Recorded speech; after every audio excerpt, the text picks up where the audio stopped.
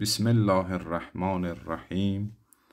در قشنگ خداوند عالمی نومی امروز روژه مانگی چومینه روژی شما کدامون خداوند عالم شما روژه نموژی عبادت و اطاعت قبول بگه. چومینه روژی دو واده اما و خداوند عالمی دو کدامون و پیدمونه که رغو بودمون. اللهم قوینی فیه علی اقامت امرک. خدو لما بمو زو بوده چومینه روژه ده اشت امری برپا و برقرار کرده و ازیگنی فیه حلاوت ذکرک. بمو اشت نومی یود کرده شینتی بمو چشه کرده بوده چشه کرده بوده و اوزعنی فیه لاداء شکرک بکرمک. حضور بکمون امروژه ده داشته کرمی عزتی اشت شکری به وررسنی و ادا کرده و حفظنی فیه به حفظک و سترک.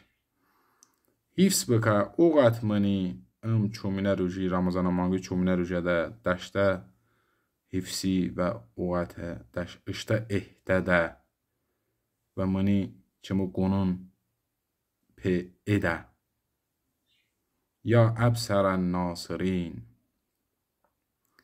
ها چه ویندکسون همه ایسه بصیرتین به خداوند عالم شما نموژی عبادت و اطاعت قبول بکه. خداوند عالم به شما کمک بود. خداوند عالم به همه مسلمان بوان و هوان انشالله خشجونه بوده و چومینه روژی رحمتی کو برکتی کو مغفرتی کو فضیلتی کو رچینتی کو قشنگتی کو شمانی و امنی به نصیب نکه انشالله. خدا اشته و تایون باورا روسنه رو با من زو بده چه ذکری شینتی بده با من چشه اشته نومی سنی باتون و تراده باشته نومی خودو با من هوش بده تنی غسم دویدم باشت کرمی منی اشته اهدده نیو بکه چایوان اوگد آچه وینده کسون هم مایسه بسیرتین. بسم الله الرحمن الرحیم.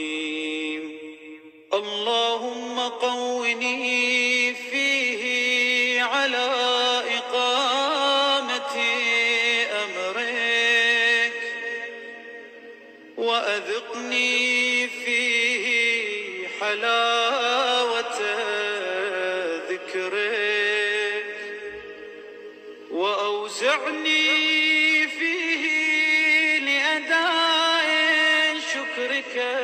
بكرمك واحفظني فيه بحفظك يا وسترك يا أبصر